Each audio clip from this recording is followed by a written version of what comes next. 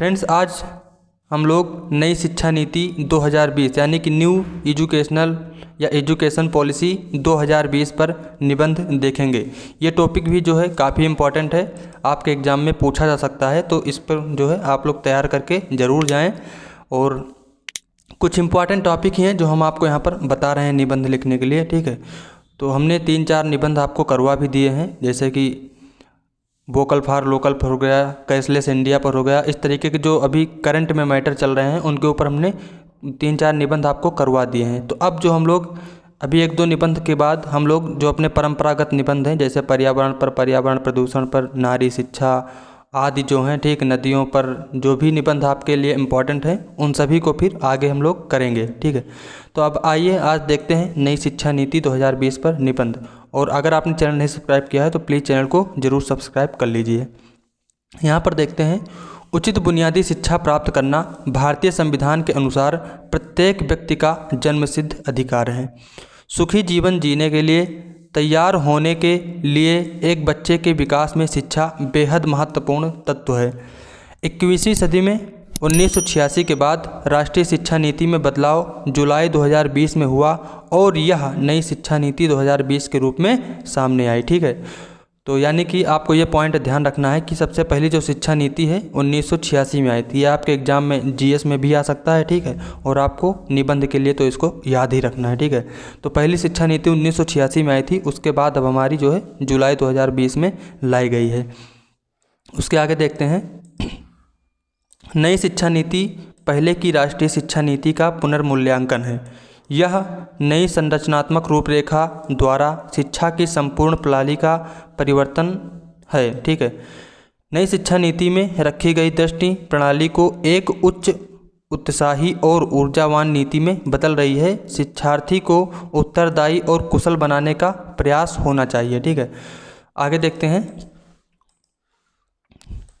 अब हम लोग देखते हैं कि जो हमारी नई शिक्षा नीति है उससे हमको जो है लाभ क्या होगा, ठीक है, उससे हमको क्या लाभ मिलेगा। तो नई सबसे पहला पॉइंट है कि नई शिक्षा नीति शिक्षार्थियों के एकीकृत विकास पर केंद्रित है, ठीक है। नई शिक्षा नीति जो है शिक्षार्थियों के एकीकृत विकास पर केंद्रित है। दूसरा पॉइंट यह है कि यह 10+2 सिस्टम को 5+3+3+4 संरचना के साथ बदल देता है, जिसमें 12 साल की स्कूली शिक्षा और 3 साल की प्री स्कूलिंग होती है। इस प्रकार बच्चे को पहले चरण में स्कूली शिक्षा का अनुभव होता है। तो आपको एक पॉइंट ये ज़रूर याद रखना है कि अब जो हमारा 10+2 सिस्टम था, इसके स्थान पर 5-3-3-4 आपको लिख लेना है 53-34, ठीक है। 53-34 सिस्टम को अपनाया जाएगा, ठीक है। आगे देखते हैं, परीक्षाएं केवल 3, 5 और 8वीं कक्षा में आयोजित की जाएंगी। ये भी इम्पॉर्टेंट पॉइंट है कि जो अब परीक्षाएं होंगी वो केवल 3री, 5वीं और 8वीं कक्षा में आयोजित की जाएंगी। अन्य कक्षाओं का परिणाम नियमित मूल्यांकन के तौर पर लिए जाएंगे। बोर्ड परीक्षा को भी आसान बनाया जाएगा और 1 वर्ष में 2 बार आयोजित किया जाएगा, ठीक है। बोर्ड परीक्षा जो है उसको भी जो है आपका मतलब कि आधे सिलेबस का, आधा सिलेबस जो है 6 महीने पर उसका एग्ज़ाम होगा और आधे सिलेबस का 1 वर्ष में, ठीक है। तो यानी कि 1 वर्ष में 2 बार इसका जो है आयोजन भी किया जाएगा ताकि प्रत्येक बच्चे को 2 मौका मिले। आगे है, नीति में पाठ्यक्रम से बाहर निकलने के अधिक लचीलेपन के साथ स्नातक कार्यक्रमों के लिए एक बहुअनुशासनात्मक और एकीकृत दृष्टिकोण की परिकल्पना की गई है। आगे देखते हैं, आगे है, राज्य और केंद्र सरकार दोनों शिक्षा के लिए जनता द्वारा अधिक से अधिक सार्वजनिक निवेश की दिशा में एक साथ काम करेंगे और जल्द से जल्द जीडीपी को 6% तक बढ़ाएंगे। ये सब हमारे जो है लाभ ही चल रहे हैं, ठीक है। लाभ कौन कौन से हैं।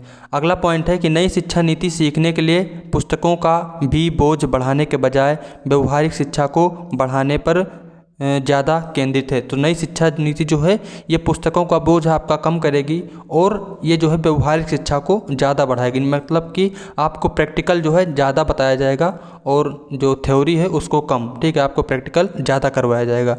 अगला पॉइंट है कि NEP यानी नई शिक्षा नीति सामान्य बातचीत, समूह चर्चा और तर्क द्वारा बच्चों के विकास और उनके सीखने की अनुमति देता है, ठीक है। आगे है, NTA राष्ट्रीय स्तर पर विश्वविद्यालयों के लिए एक आम प्रवेश परीक्षा आयोजित करेगा। आगे है, छात्रों को पाठ्यक्रम के विषयों के साथ साथ सीखने की इच्छा रखने वाले पाठ्यक्रम का चयन करने की भी स्वतंत्रता होगी। इस तरह से कौशल विकास को भी बढ़ावा मिलेगा। इस पॉइंट का मतलब ये है कि अभी जैसे आप लोगों ने देखा होगा कि जैसे आप 12th के लेंगे 11-12 में आप लोग साइंस साइड और आर्ट साइड सुनते हैं, ठीक है। हाई स्कूल में भी है और इंटरमीडिएट में भी है। तो साइंस साइड और आर्ट साइड को ख़त्म किया जा रहा है। आप चाहे अब जो है नई शिक्षा नीति जब लागू होगी तो आप चाहे हिस्ट्री पढ़ें, चाहे मैथ पढ़ें, चाहे दोनों एक साथ पढ़ें, कुछ भी कोई भी सब्जेक्ट आप लोग लेने के लिए फ्री रहेंगे, ठीक है। तो उसमें आप कोई भी सब्जेक्ट जो है चूज कर सकेंगे, ना कोई साइंस साइड ना कोई आर्ट साइड, ये सब कुछ नहीं होगा, ठीक है। आप चाहें तो मैथ के साथ बायो भी साथ साथ पढ़ सकते हैं।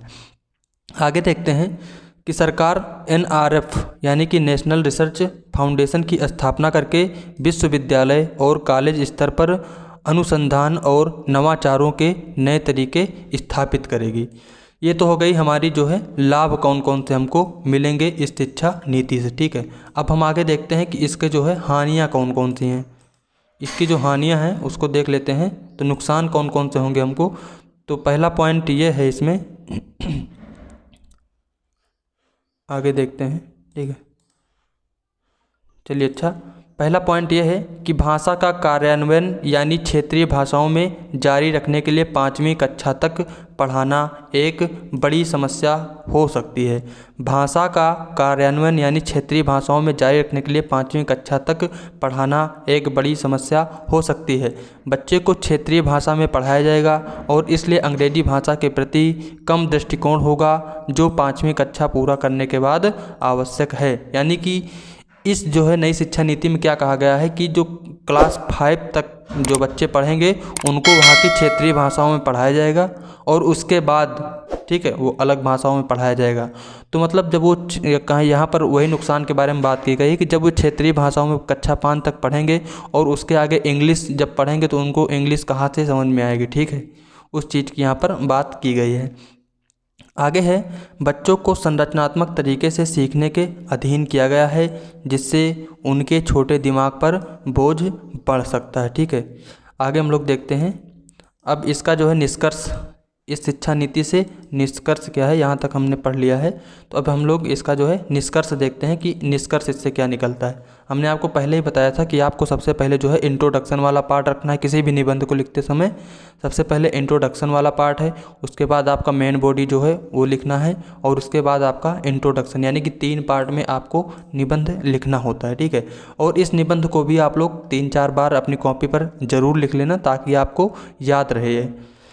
इसमें देखते हैं निष्कर्ष इसका क्या निकला कि मौजूदा शिक्षा नीति में बदलाव की आवश्यकता थी, जिसे 1986 में लागू किया गया था। परिणाम स्वरूप परिवर्तन नई शिक्षा नीति का ही नतीजा है। नीति में कई सकारात्मक विशेषताएं हैं, लेकिन इसे केवल सख्ती से ही हासिल किया जा सकता है।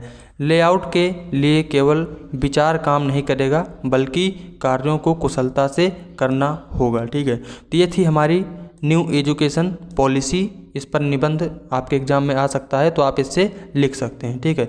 बाकी यहाँ पर मैं आपको जो है SSC एग्ज़ाम से रिलेटेड जो है काफ़ी इंग्लिश की जो है तैयारी करवा रहा हूँ यहाँ पर। और इंग्लिश के मतलब जो अभी हाल ही में जितने भी एग्ज़ाम हुए MTS, CHSL, CGL और जैसे CPO मेंस हुआ है, तो उन सभी के इंग्लिश के जो है क्वेश्चंस मैंने यहाँ पर आपको सॉल्व करवा दिए हैं। सभी common error, one word substitution, idiom, phrase, जो जितना भी है हमने आपको सब अलग अलग पार्ट करके सॉल्व करवाया हुआ है, तो आप उनको ज़रूर देख सकते हैं। और यहाँ पर आपको वोकैब की भी वीडियो दी जा रही हैं, जिससे कि आप वोकैब आसानी से याद रख सकते हैं।